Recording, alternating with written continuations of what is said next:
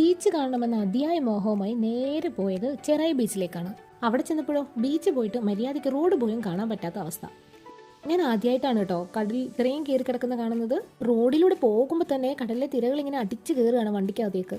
മഴക്കാലത്ത് പൊതുവേ നമ്മൾ ബീച്ചിലൊന്നും വരാത്തത് കൊണ്ട് തന്നെ ഇങ്ങനത്തെ കാഴ്ചകൾ നമ്മൾ ഇതുവരെ കണ്ടിട്ടില്ല കേട്ടോ. അല്ലാത്ത സമയങ്ങളിൽ നമ്മൾ ബീച്ച് കാണാൻ വരുന്ന സമയത്ത് ഈ കാണുന്ന സ്റ്റെപ്പില്ലേ, ഈ സ്റ്റെപ്പ് കയറി ഈ കല്ലിന്റെ അപ്പുറത്ത് ഇറങ്ങി ഒരു 50 മീറ്ററോളം നടന്ന് ആ മണൽത്തിട്ടയിലൂടെ ഇങ്ങനെ നടന്നു പോയതിന് ശേഷമാണ് നമുക്കൊന്ന് കാല് പോലും നനയ്ക്കാൻ പറ്റുന്നത്. ഇപ്പോഴാണെങ്കിൽ കടലിലെ വെള്ളം റോഡിലേക്ക് വരെ കയറിയിരിക്കുന്നു. ഇവിടെ ഉള്ളവരൊക്കെ എങ്ങനെ താമസിക്കുന്നു ശരിക്കും അത്ഭുതപ്പെട്ടു പോയി കേട്ടോ. എവിടെയെങ്കിലും ഒന്ന് കുറച്ച് സമയം കാല് നനയ്ക്കാൻ പാകത്തിന് എന്തെങ്കിലും ഒരു ഏരിയ കിട്ടുമോ എന്നറിയാൻ നമ്മൾ കുറെ കൂടെ അങ്ങോട്ട് മുന്നിലേക്ക് പോയപ്പോൾ ആ മുനമ്പം ബീച്ചിന്റെ സൈഡിലെത്തിയട്ടോ. അവിടെ കുറച്ച് ഏരിയ ഒക്കെ ഉണ്ടെങ്കിലും പക്ഷെ ഹൈ റിസ്ക് ആണ്. അവിടെ ഇപ്പോൾ ഇറങ്ങാൻ ഒട്ടും പറ്റില്ല. അവരാരും അവിടെ ഇറങ്ങാനായിട്ട് സമ്മതിക്കുന്നുമില്ല.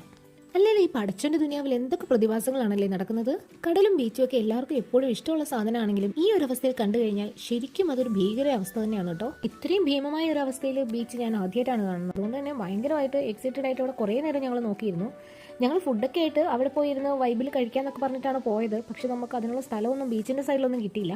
പിന്നെ കിട്ടിയ ഒരു പറമ്പിലിരുന്ന് നമ്മൾ കൊണ്ടുപോയ ഫുഡൊക്കെ കഴിച്ച് തീർത്തിട്ട് നേരെ തിരിച്ചു വിട്ടു.